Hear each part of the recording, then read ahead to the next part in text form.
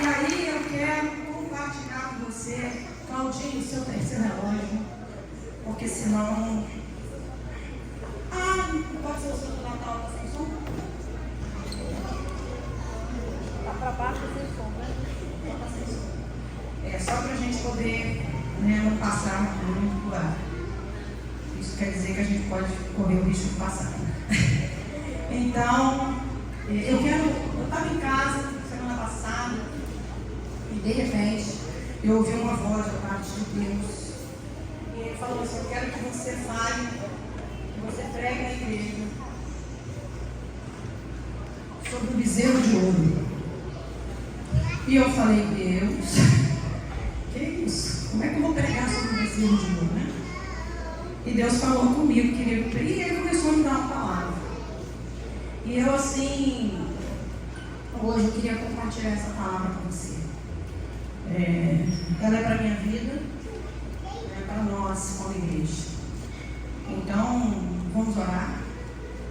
Deus, nós submetemos esse ambiente a Ti. Submetemos nossas vidas, nossos corações, nossos sentimentos, tudo que envolve a nossa vida, nós submetemos a Ti nesse momento. E pedimos que o Senhor se revele a nós, que o Senhor flua através de nós. Jesus carregava consigo um poder que a palavra que saía da boca dele alcançava lugares na vida das pessoas que mudavam completamente o destino delas. Assim foi com a mulher samaritana, assim foi com aquela Sírio-Fenícia, assim foi com tantas famílias, tantas pessoas, aquela mulher, Maria Madalena. Tantas pessoas ouviram a palavra que saiu da sua boca, Jesus, e tiveram suas vidas completamente transformadas. Que o poder da tua palavra hoje seja vivo e eficaz, mais penetrante do que qualquer espada de dois gumes, e faz divisão de alma e de espírito.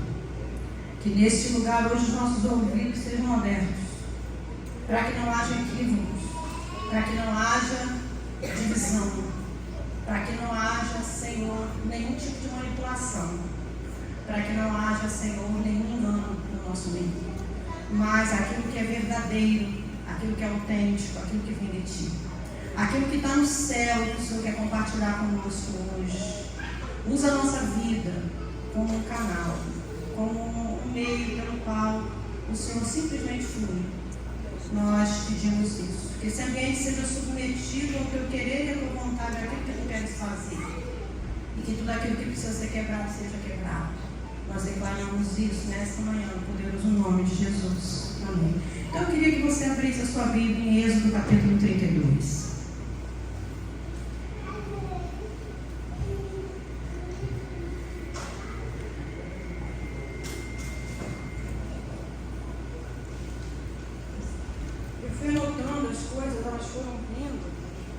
E eu fui anotando assim, então eu espero que no final a gente possa captar tudo aquilo que realmente precisa ser captado nessa manhã.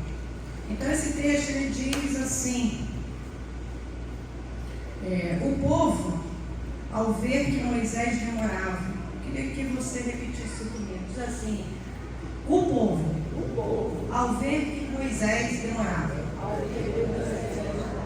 Fala, demorava. A descer do monte, juntou-se ao redor de Arão e lhe disse: venha, faça para nós deuses que nos conduzam, pois a esse Moisés, o homem que nos tirou do Egito, não sabemos o que lhe aconteceu.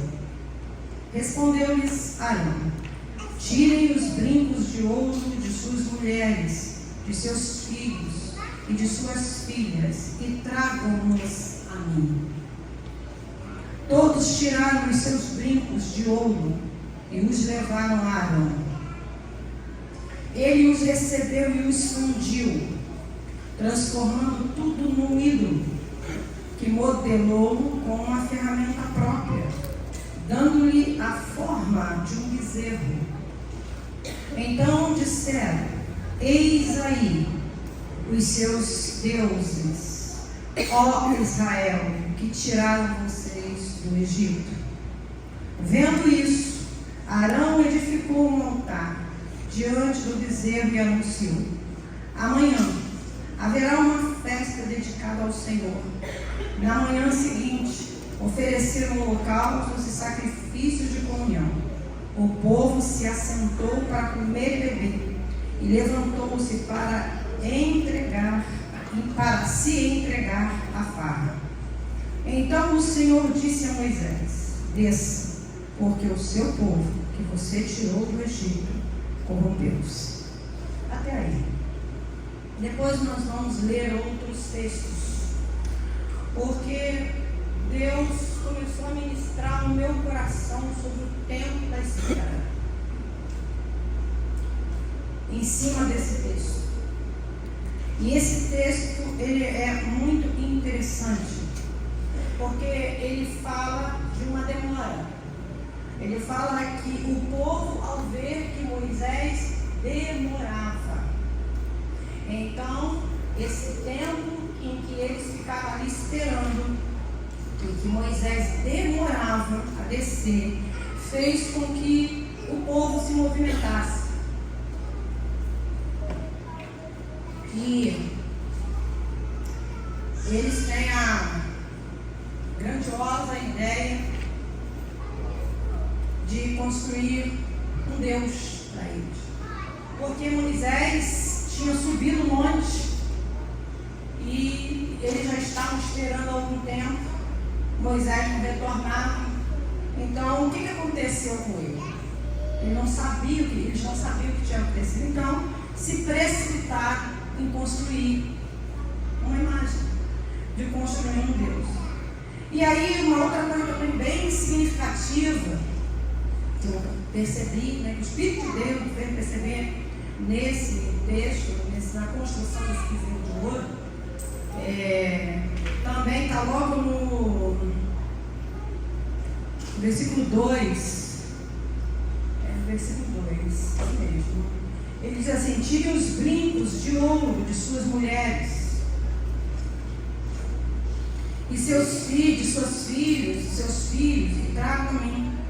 Todos tiraram os brincos de ouro e os levaram a Arão. Então, assim, quando eu li esse texto, o Espírito de Deus falou algo comigo: você constrói o ídolo como que você tem. O ídolo é construído com aquilo que você tem. E eu falei: meu Deus do céu, que loucura é essa? O que é isso? E o Espírito de Deus começou a ministrar no meu coração. E eu tenho pedido a Deus, para Deus remover de dentro de mim os meus ídolos. Há uns anos atrás, eu li um livro sobre libertação. Eu gostei muito. Para mim foi o melhor dos que eu li, né? Dos que eu li, foi um dos melhores livros que falavam sobre Jezabel. Depois também eu ouvi uma pregação do apóstolo Éder Gregório, muito boa também sobre essa pessoa, mas é o Senhor dos Anéis, acho que do, como é que é o nome dele? Fernando Guilherme. Esse livro é muito bom, muito interessante, porque esse cara conseguiu captar umas coisas muito interessantes, e ele fala dos anéis de selar de Jezabel. E eu li o livro, e no final do livro, se não me falha a memória, tem uma oração que você precisa fazer. Ele põe todos os pontos, acho que são 10 pontos no livro, e ele diz para você fazer uma oração no final. E eu comecei a orar, fui orando, e quando eu cheguei nessa questão dos ídolos, eu levei um susto. Porque eu pensei antes, não vou orar. Por quê? Porque eu acho que eu não tenho ídolo nenhum, eu sou crente, né? E Deus ali começou a falar dos meus ídolos. E os meus ídolos tinham muito a ver com aquilo que eu acreditava na política, na época. Né? E por favor, aqui não tem ninguém falando de nada de partido nenhum. Estou falando de algo que aconteceu comigo.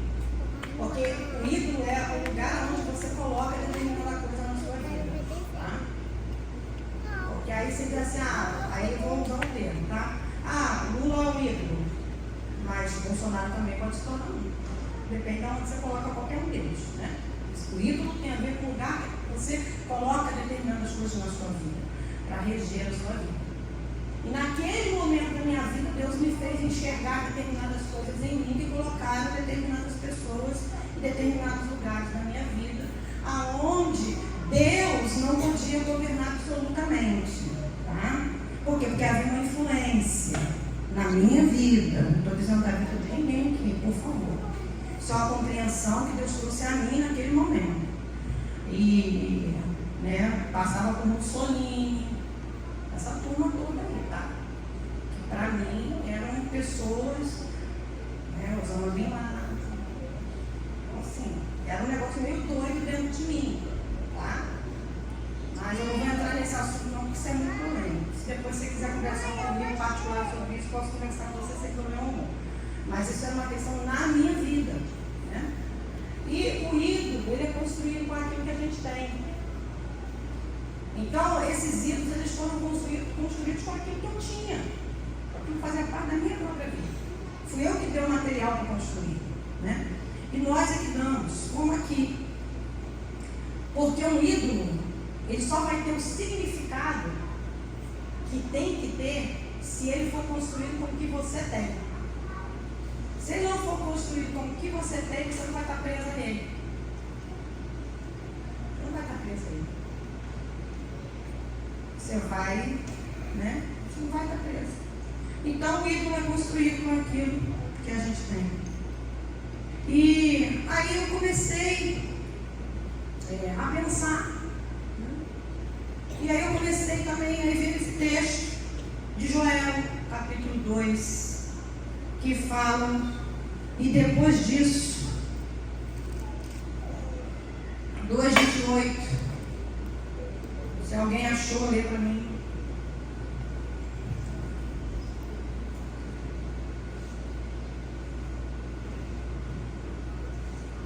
Todos os textos de espera.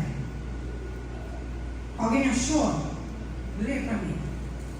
E depois disso, aconteceu que depois derramarei o meu espírito sobre toda a carne, vossos filhos e vossas filhas profetizarão, vossos velhos sonharão sonhos, vossos jovens verão visões. E acontecerá aqui depois disso.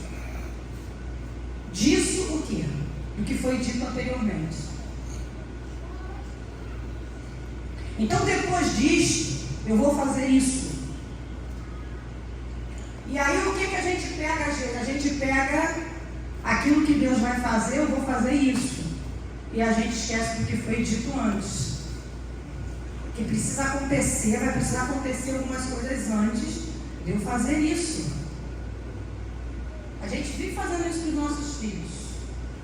Mateus, se você se comportar direitinho, Beatriz e Isabel, se vocês se comportarem direitinho, depois disso, eu vou dar isso para vocês, né? A gente fala às vezes isso.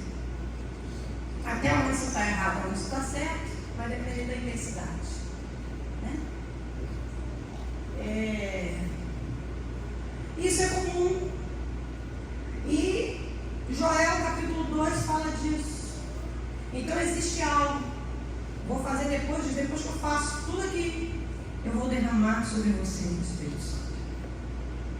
E aí tem uma outra questão também relacionada à espera, que é o dia de Pentecostes. A gente fala que naquele lugar tinham 120 pessoas. Na minha Bíblia não está escrito 120 pessoas não, naquele livro. E aí eu estava conversando com o Paulo essa semana. O Paulo falou, acho que com você. Eu falei assim, não sei se foi com o Paulo, com alguém, não lembro com quem. Eu falei assim, no dia de Pentecostes tinham 120. Mas será que quando eles começaram a esperar o derramar do Espírito Santo, só tinha 120 ali? Provavelmente tinha mais. Mas talvez alguém foi desanimando, estava à espera, estava, né? Porque a palavra é, vocês vão ficar em Jerusalém. Não é isso? Lá no texto lá, que eu não sei está em Atos, acho que é capítulo 2, versículo 8, se não me engano. Acho que é 2:8. 1:8. Isso. E aí ele falou assim, ó, vocês fiquem aí em Jerusalém. E vocês esperem o que eu vou fazer. Fica aí. E no dia que Deus fez, tinham 120 pessoas dentro daquele lugar. E eu vim aqui dizer uma coisa, dentre as muitas coisas, eu vou falar isso agora que eu posso esquecer. Eu vou falar uma coisa para vocês, para alguns, talvez para todos nós. Espere mais um pouco. Moisés já está descendo do monte. Tá bom? Espere mais um pouco. Moisés já está descendo do monte. E eu estou te dizendo isso porque o Espírito de Deus começou a falar para mim desses ídolos que nós vamos construindo no tempo da espera. E como nós nos movemos achando que algumas coisas é Deus, mas foram coisas que nós construímos com bases naquilo que temos, no nosso ouro, na nossa prata, né, naqueles itens que são necessários para se construir um ídolo. Uma outra coisa que me chamou demais a atenção também, e esse eu acho que eu vou querer ler com você, está em 1 Samuel. Esse cara é sinistro. 1 Samuel, cadê você? Está aqui. 1 Samuel, capítulo 13, do versículo 8 até o versículo 15. Diz assim: e ele esperou 7 dias, nós estamos falando de Saul, tá? E ele esperou 7 dias, o prazo estabelecido por Samuel. Cadê o filho de... O seu filho está onde? Está no Bernardo? Bernardo? Depois eu leio isso. Não vi o negócio aqui. Bernardo? Cadê Bernardo? Bota ele aí. Está aí, Bernardo? Chama Bernardo. Vem cá, Bernardo. Vem cá. Vem cá rapidinho, Bernardo. Eu quero falar um negócio para você. Vem cá. Rapidinho. Vem cá. Deixa eu liberar algo para a sua vida. Porque quando eu vi você passando com aquele instrumento, eu quero falar uma coisa para você. Que o Senhor te abençoe. Para você aprender não só violão e guitarra, mas para você aprender muitos instrumentos. E que Deus use os seus ouvidos. E que você não tenha ouvidos comuns, mas os seus ouvidos sejam absolutos. Amém? Vai lá. Futuro músico da igreja. O Senhor. Amém? E ele esperou 7 dias, versículo 8 diz. Saul, tá? O prazo estabelecido por Samuel. Mas este não chegou a Gilgal. E os soldados de Saul começaram a se dispersar. E ele ordenou: tragam-me o holocausto e os sacrifícios de comunhão. Saul então ofereceu o holocausto. Quando terminou de oferecê-lo, fala assim: Samuel chegou. E Saul foi soltado. Perguntou-lhe Samuel: o que você fez? Saul respondeu: quando vi que os soldados estavam se dispersando e que não tinha chegado no prazo estabelecido e que os filisteus estavam reunidos em Micmas, pensei: agora os filisteus me atacarão em Gilgal. E eu não busquei o Senhor. Olha que intenção boa, né, gente? Eu fico impressionado com essas nossas intenções. Por isso, senti-me obrigado a oferecer o holocausto.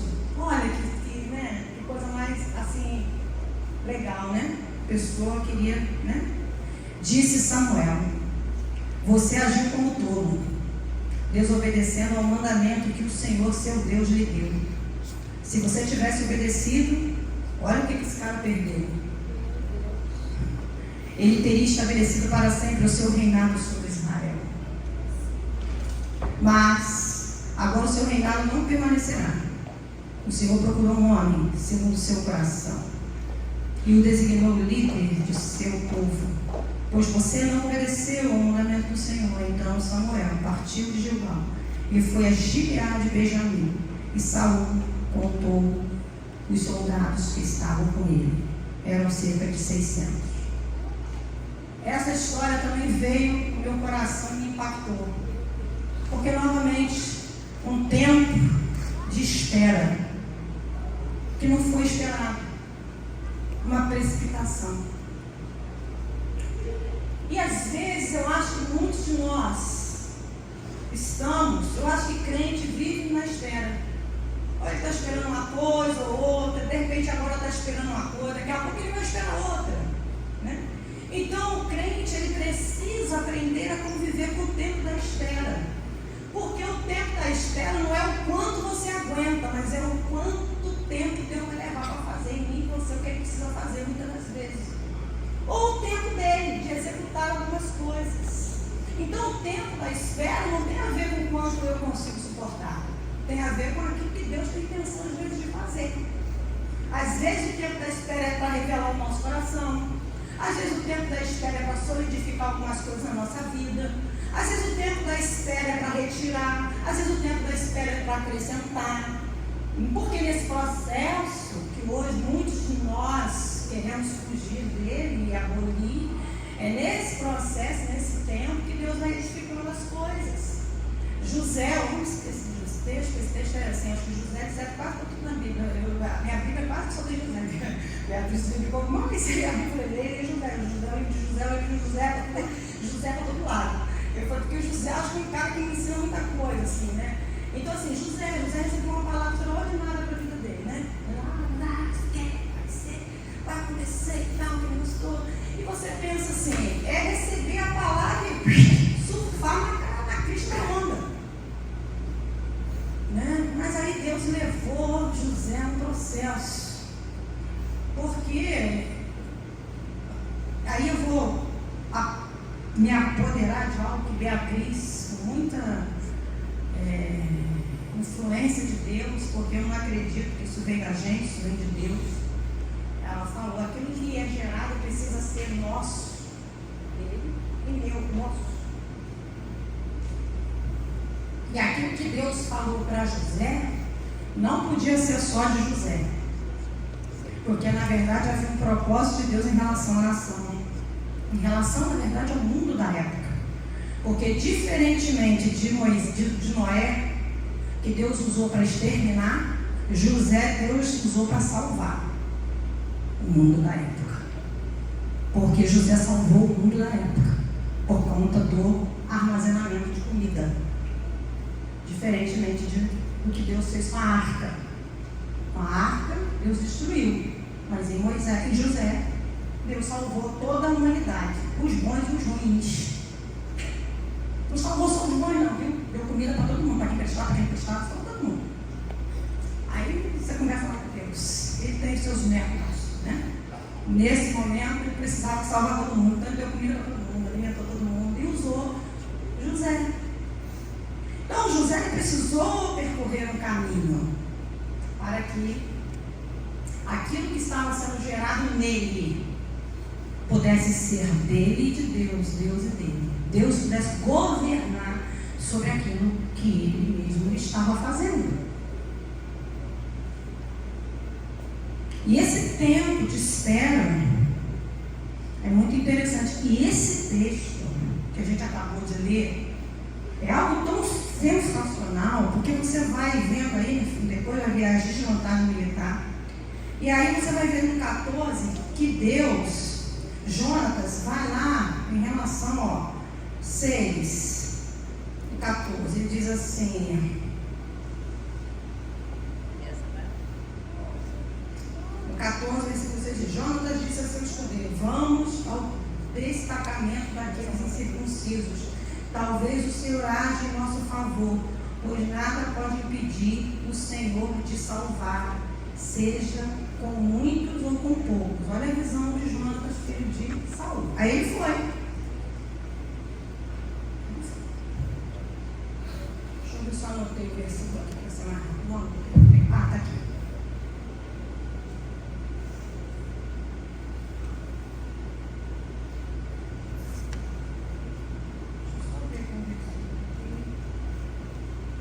Mas tem um momento aqui, você vai ler depois, eu gostaria que você lesse, que quando Saul vê lá que a coisa foi para frente,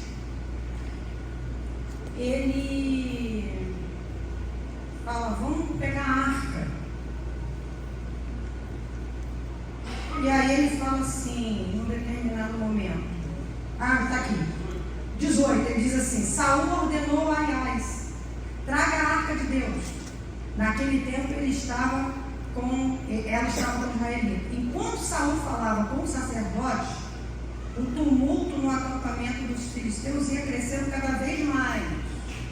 Saul era um cara muito antenado, ele estava sempre vendo o movimento, o que estava acontecendo. E em cima dos movimentos ele se baseava nas decisões, para tomar as próprias decisões da vida dele. Então Saul disse ao sacerdote, não precisam trazer a arca. Vamos sem a arca. Só que a gente pensa assim, vão ser derrotados, né? Mas não foram derrotados. E eu aprendo algumas coisas com isso. Cuidado com vitória. Porque a gente sempre atribui vitórias a coisas certas. Fizemos as coisas certas. Nem sempre. Eles tiveram vitória junto aos filisteus. Mas ele sacrificou antes. E ele não se importou em que a arca fosse com ele. Mas ele foi vitorioso. Ele ganhou aquela batalha. Mas aquilo que estava dentro dele, que precisava ser desconstruído, não foi. E o ídolo é construído com aquilo que a gente tem dentro da gente. Então existiam coisas dentro da vida daquele homem que o faziam se precipitar, que faziam com que ele tomasse a decisão de ser independente de Deus, de que ele podia ir sem. Samuel demorou, vamos sacrificar. O pastor está demorando muito a tomar uma decisão. Falando nisso, cadê o pastor? Está ali. Está ali também. Eu sei que você está. O pastor está demorando muito para tomar a decisão. Vamos lá resolver. Porque o pastor está lento. Vamos lá.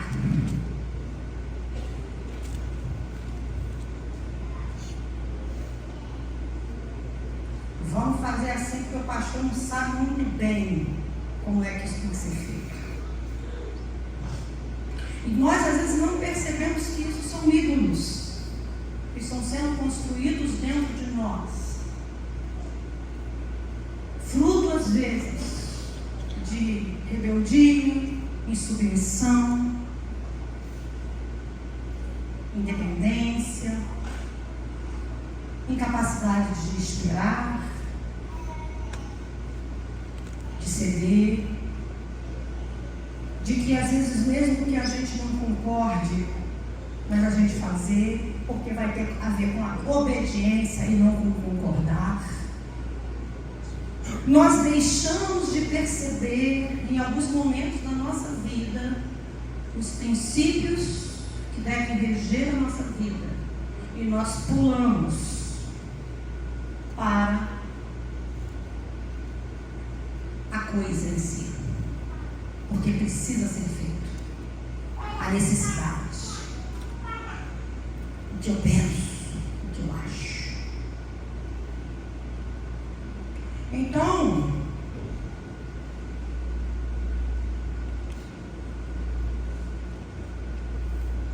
e aí no versículo 20 você vai ver lá que eles se reuniam e eles vão à batalha.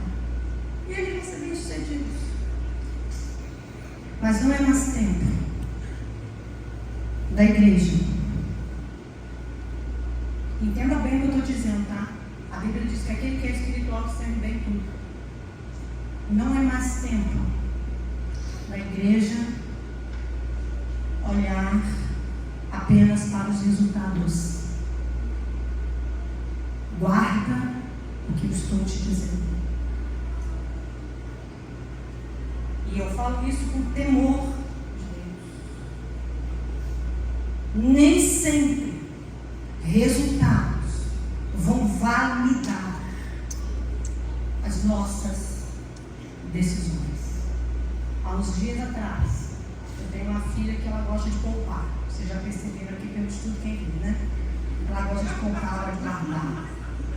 É uma pessoa que é econômica. É uma pessoa que ela gosta de angariar.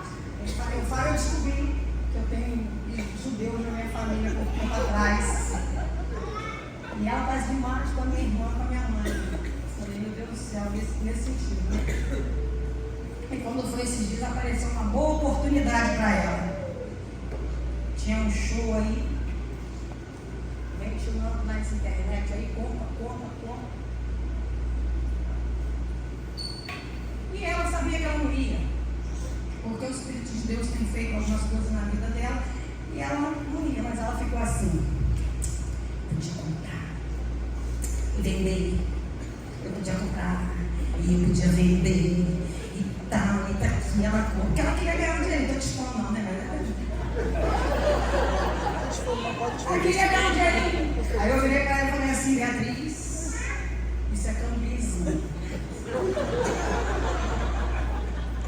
Isso é cambista. Não te direi para ser uma cambista. Eu falei assim para ela, não beber, cuidado. Mas algumas decisões saem da nossa mão e vão para a mão dos nossos filhos, por conta da idade. E aí ela ficou pensando, pensativa, né? E por quê? Porque anteriormente ela tinha comprado um ingresso para um show.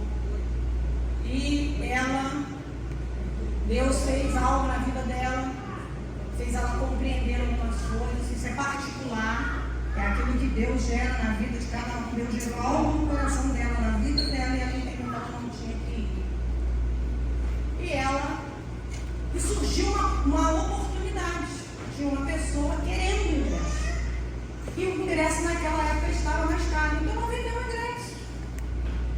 Mas ela não comprou para vender, ela comprou para ir, decidiu não ir, e ela ia perder o dinheiro. Mas surgiu alguém que comprou o ingresso dela. Aí o que ela pensou nesse agora? Né? Vou comprar, quando chegar na época, Aí o Espírito Santo começou a incomodar ela. E ela não, para a honra de Jesus, ela não comprou o ingresso. Por favor, se alguém faz isso, eu estou dizendo para você não fazer não, tá? Só estou falando o que aconteceu lá na minha casa. Porque são experiências que Deus vai levando a gente individualmente, porque cada um sabe onde o seu sapato aperta e o Espírito de Deus sabe aonde o diabo tem possibilidade de construir ídolos na nossa vida. Então, Deus vai te dar dinheiro, Deus vai te fazer próspero, mas Ele não vai permitir que você crie um ídolo dentro de você. Quando o ídolo estiver se levantando, ele vai lá e corta o pé do ídolo,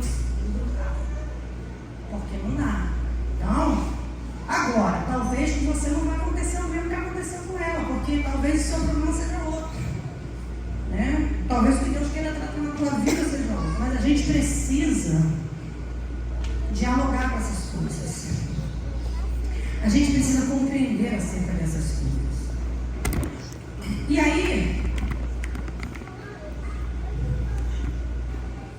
o ídolo, como nós falamos, ele precisa ter uma legalidade. Qual é a legalidade? É aquilo que está dentro da gente. Porque o ídolo precisa ter uma conexão com a nossa vida. Porque se ele não tiver uma conexão com a nossa vida, ele não te prende. Então, para ele te prender, ele precisa ter uma conexão comigo e com você. Que Deus dá para o nosso entendimento, para compreender aquilo que está sendo falado, né? Eu não estou aqui ditando regra para ninguém. Eu não faço isso. Então, a legalidade do ídolo vem às vezes da onde? Moisés está demorando. Então vamos construir um Deus para nós.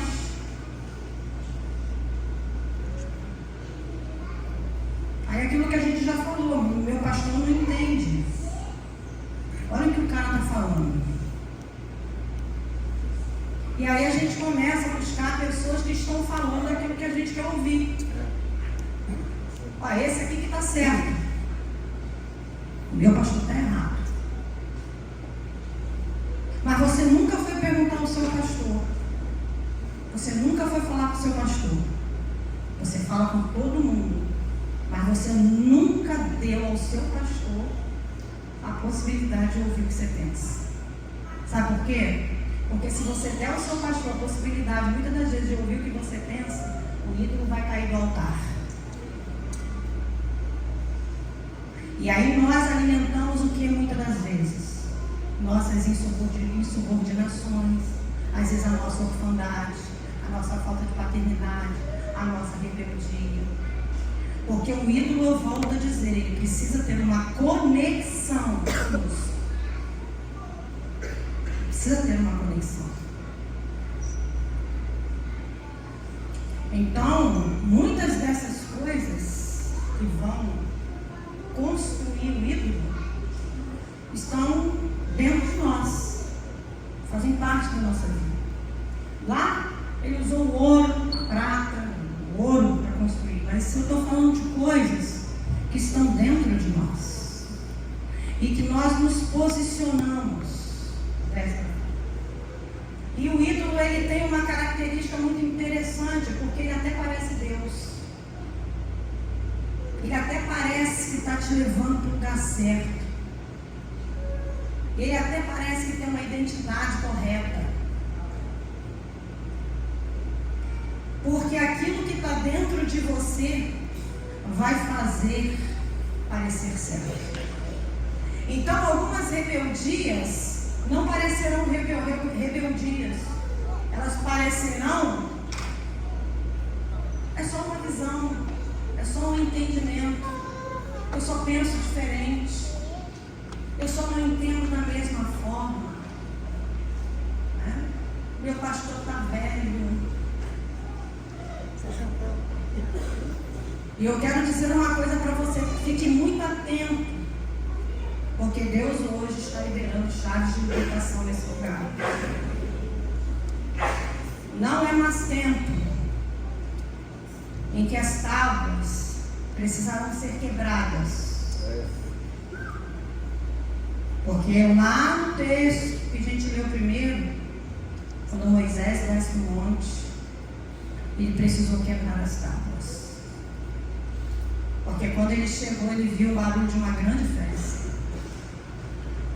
Parecia a festa de Deus. O povo estava feliz, né? Mas aquela festa não era de Deus. Aquilo que estava acontecendo não tinha parte com Deus.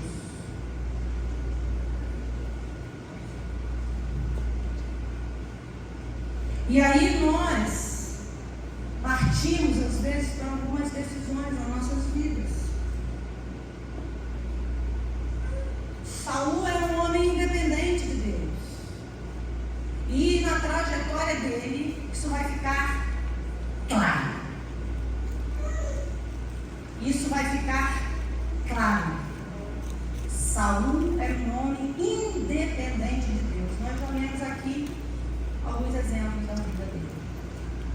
E tudo que Saul construiria na sua vida seria a partir disso. Por isso Deus tirou o reino dele e da família dele. Porque tudo que Saul construísse seria independente de Deus.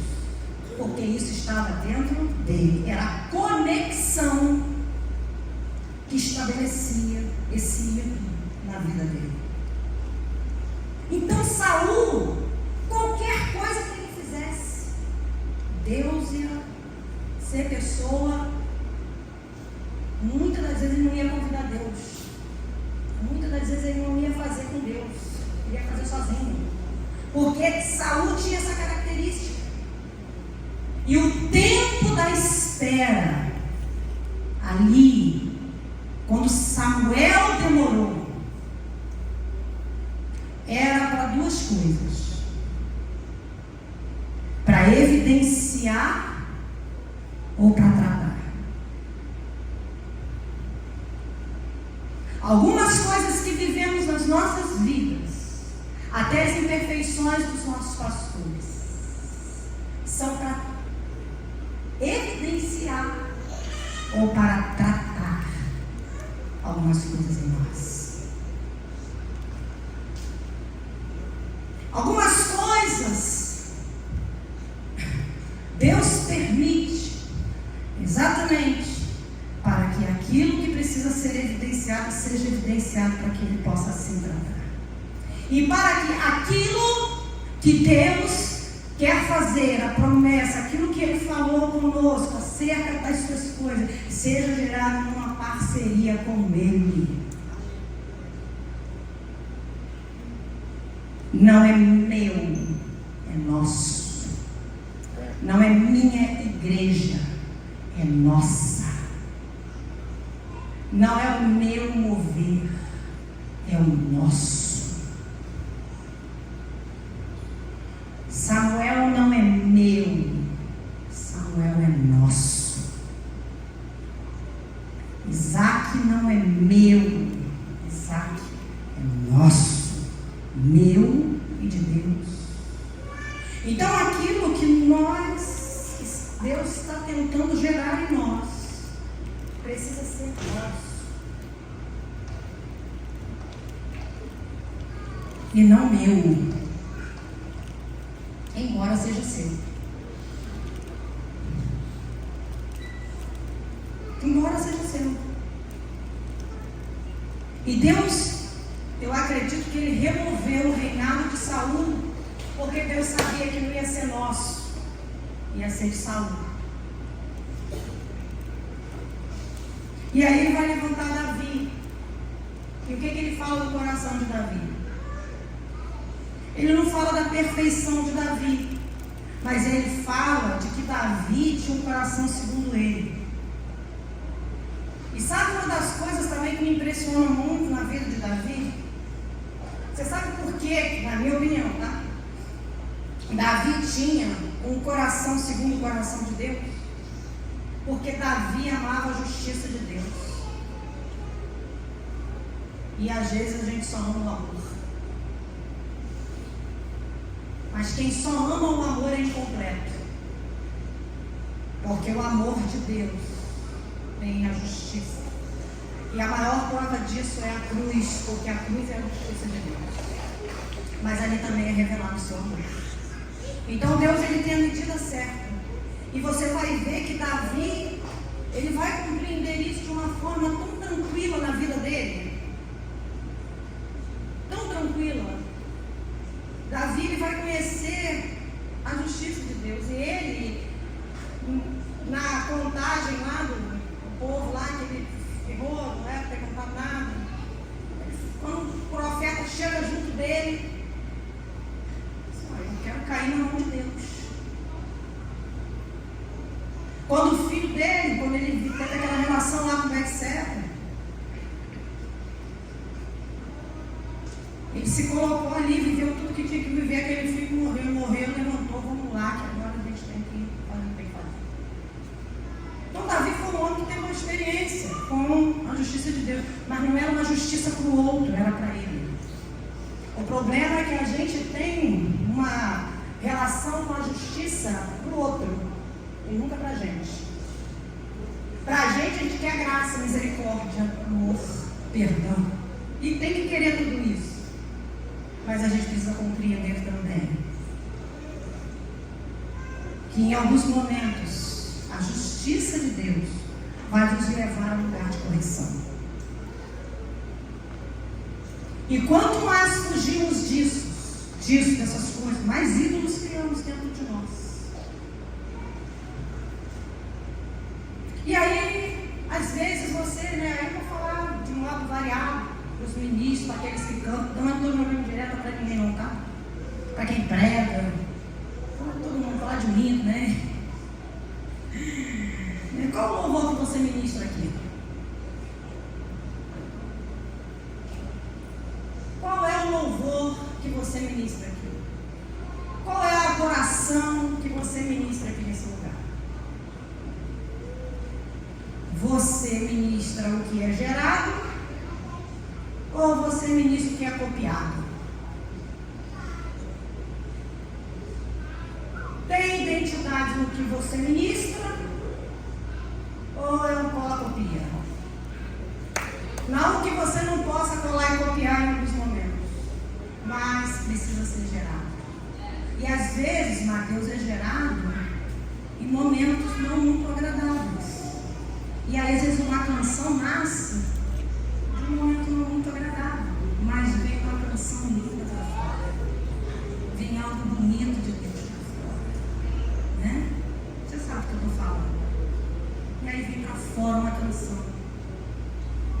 Porque isso é ser autor daquilo que se canta, daquilo que se... Né? Isso é uma das facetas, não só isso, mas uma das facetas da autoria.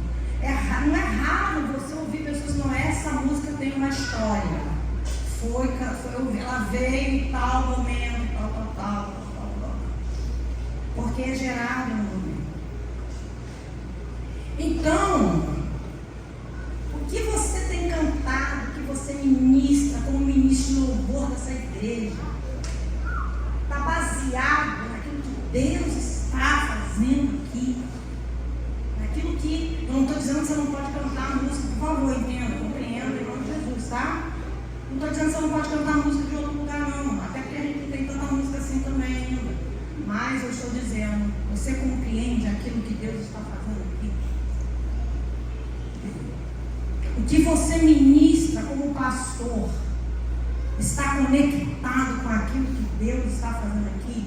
Ou você está ouvindo aquele irmão lá de Itajaí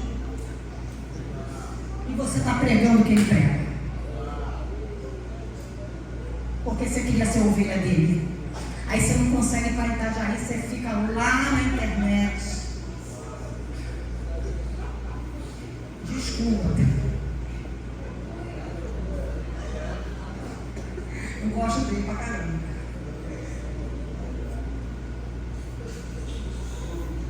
Aí você vai lá pra internet, escuta. Aí eu vou falar também, porque o dia ele vai vir aqui e vai saber o que eu falei dele. Aí você vai lá pra internet, escuta a libertação de Éder Gregório.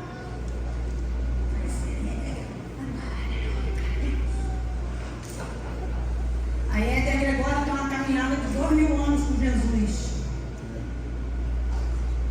Você tem uma caminhada de meses. E você quer estar lá na ponta onde ele está, mas não se submeteu a nada do que ele se submeteu. E aí sabe o que a gente começa a ver? Um monte de aberração.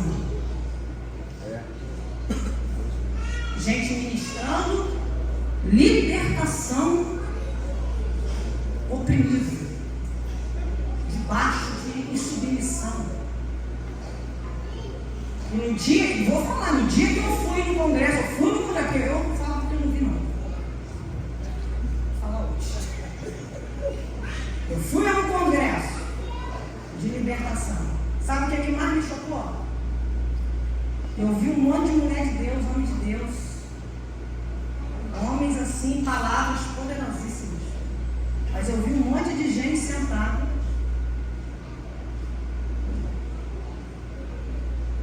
Que não tinha envergadura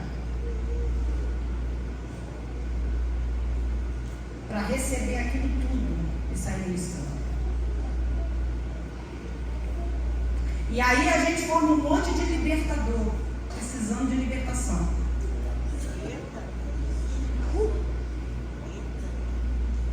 Sabe por quê? Porque o ídolo que tem dentro de nós, a insubmissão, nos faz pegar esses conteúdos e transformá-los em nosso, em meu. E a gente começa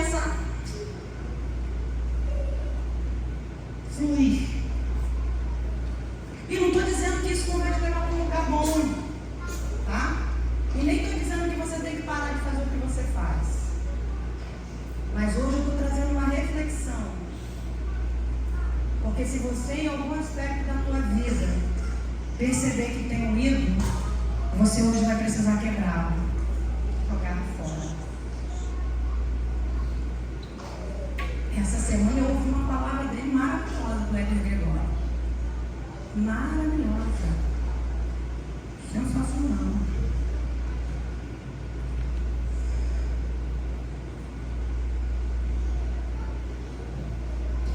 O que você prega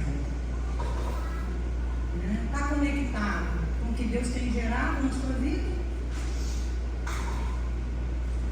Ou está conectado com o ídolo que às vezes a gente cria?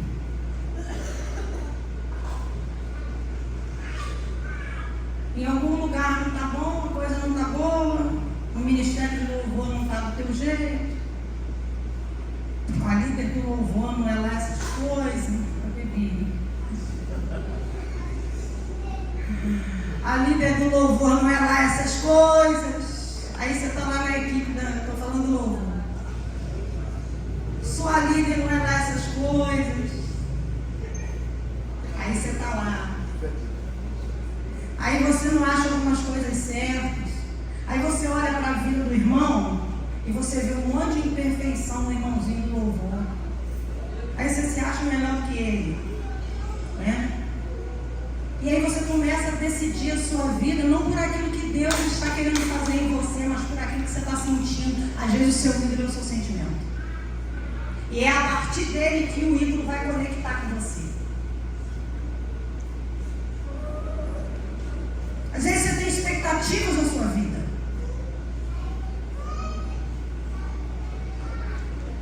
E as expectativas não foram correspondidas. Aí o seu ídolo vai ter conexão com a sua frustração. E aí a gente começa a ver um monte de gente tomando decisões. Não porque Deus falou, mas porque essa conexão está ali fluindo. E às vezes a gente nem percebe. E nós aprendemos a falar de libertação para os outros, mas não para nós. Nós domesticamos alguns sentimentos, domesticamos algumas incoerências, e domesticar é trazer para dentro aquilo que deveria estar fora. Veja se não é isso. Eu não estou falando de gatinho, de cachorrinho. Mas quantas pessoas às vezes você vê como um animal que não deveria estar dentro de casa, mas sim na natureza. Mas ele foi domesticado. Então ele está dentro.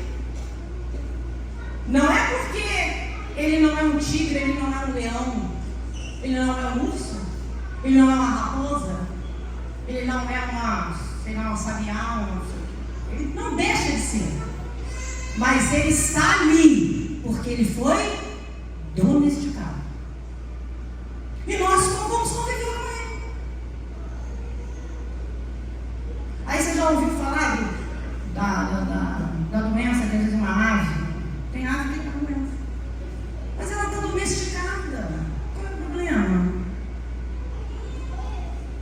Aí de repente aquele animal feroz está lá, o domador dele entra na jaula, todo feliz. Pega aquele chicotão. Aí o leão, um dia ele faz assim, tchá, e o leão, tchá. Pega ele. Porque aguarde o que eu vou te dizer, leão sempre vai ser leão. Cobra sempre vai ser cobra. Jararaca sempre vai ser jararaca. Você pode botar ela lá, tirar o veneninho dela, botar no potinho, bota ela lá no vidrinho. Bota ela lá naquele negocinho assim que ela fica para o pessoal que estuda. Pergunta para quem lida com cobra no Butantã se eles fazem a cobra amiga deles. Porque eles sabem do veneno que ela tem, sabem do poder, estudou. Então hoje eu estou te trazendo uma palavra que não é minha, porque eu não sei essas coisas. Eu não sei essas coisas. E eu sei que eu não sei. Eu não estou falando do que eu estudei. Eu não estou falando do que eu pesquisei. Está vindo aqui, ó. Porque se a palavra de Deus, Ele mesmo vai respaldar ela. Não que a gente não tenha que estudar nem a Bíblia. Não é Bíblia. Então, eu sei o que eu estou falando. E eu sei que o que eu estou falando vem de Deus. E por isso que eu coloquei lá na internet, lá botei um videozinho chamando a igreja para estar aqui hoje. Porque eu tinha uma convicção no meu coração que o que estava dentro de mim não era meu, era de Deus para a igreja hoje. E eu tenho uma convicção muito forte de que o que nós estamos compartilhando hoje vem de Deus. E eu não sei quais os seus ídolos. Eu não sei qual é a conexão, se é a frustração, se é a decepção, se é a mágoa, se é o ressentimento, se é a insubmissão, se você foi revoltado, se você não foi, quais são as bases. Eu sei das minhas. E uma base na minha vida que Deus tem arrancado todos os dias é a rejeição. Então dela eu posso falar. E o diabo sabe de algumas coisas. E aí, para a gente fechar e orar, eu vou te contar uma experiência que eu tive alguns dias atrás. Talvez essas coisas possam vir, esse entendimento, isso é um entendimento. Isso é um entendimento, isso é uma compreensão. Talvez venha por conta disso. Um dia eu estava na minha casa, na minha cozinha, eu vivo na cozinha, e havia ali um negócio para mim. Eu falei, assim, olha o negócio, coisa pequenininha. Aquilo bateu dentro de mim, bum! Aí começou uma guerra dentro de mim. Aí eu comecei, não adianta, né? A gente faz, mas não adianta, né? Não vale, né? Aí comecei, eu sacudi. Eu comecei a sentir uns negócios estranhos. Começou a me dar uma inquietação. Aí, isso foi na terça. Na quarta-feira, o Ministério de Louvor ia lá para casa. A gente ia fazer falei, vou fazer uma comida para esse pessoal. Aí eu fui, acordei mal, prostrada, desanimada. Falei, Deus, como é que eu vou tirar força para fazer? Aí o Espírito Santo falou assim comigo, não vá comprar os coisas da igreja. Deixa seu marido sozinho, mas eu, né? Vou junto. Eu tinha combinado, organizado tudo, combinei com o Guilherme, com o Fabiano, 2 horas e tal, lá em Alcântara. Quando cheguei em Alcântara, não era Alcântara, era Niterói. Falei, não posso, porque eu tinha que voltar para cá para terminar de fazer a comida, não. Mas o Espírito de Deus tinha falado comigo isso, para eu não ir. E deixar ele ir, porque eu tenho essa coisa, se ele bobear, eu estou na frente mesmo. Mas por que eu faço isso? Você tem que checar seus ídolos. Você tem que checar suas motivações. E aí de manhã, como eu acordei muito mal, dentro de mim uma guerra, dentro de mim.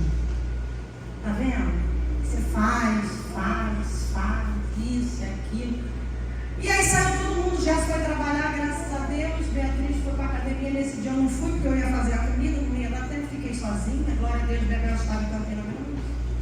Aí eu falei, eu vou ficar sozinha. Aí eu ia começar a trabalhar, o Espírito de Deus falou assim: me busca para você saber o que você está sentindo.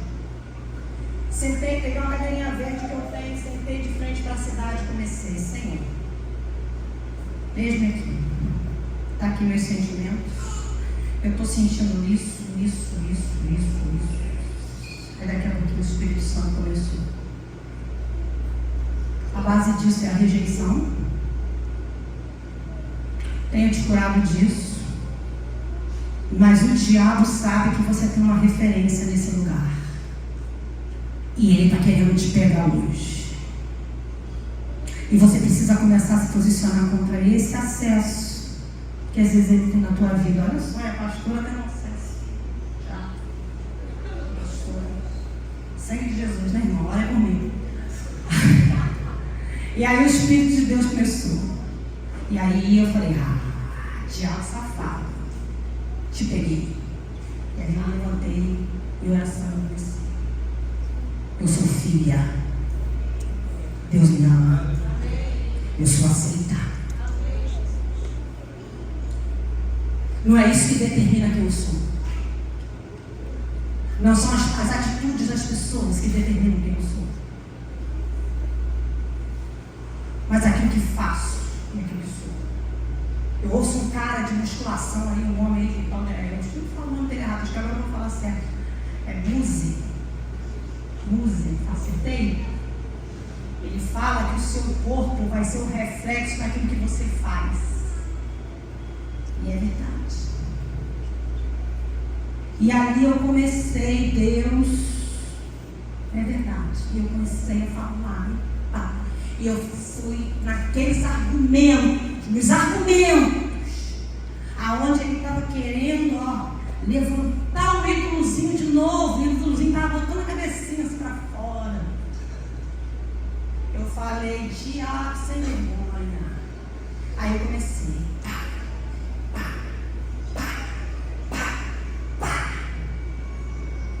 Página. Levantei dali, entrei na minha cozinha e comecei a cozinhar. Parecia que eu tinha cozinhado. Quem for lá comer a comida sabe. Tem gente que não come abobrinha com até ela. Vocês iam comer uma comida oprimida se já dormiram.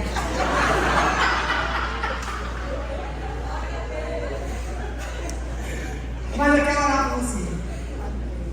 Quero orar por nós. E vai aqui, isso aqui é uma palavra de muito amor, de muito carinho, de muito respeito a qualquer um de nós. Porque qualquer um de nós pode viver isso.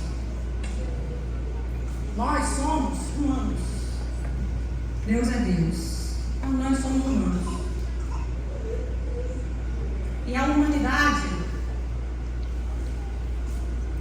desde a corrupção do gênero humano em Gênesis, sofre essas coisas.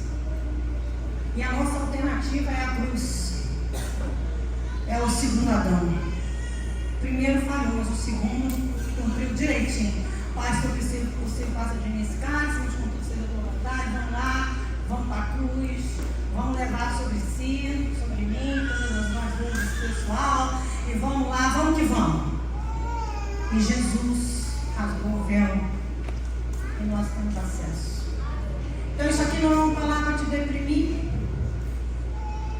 nem para te desmotivar, e nem para fazer você questionar tudo da sua vida, mas simplesmente questionar aquilo que precisa ser questionado e seguir adiante. Eu quero que você fique de pé. Eu quero orar por você.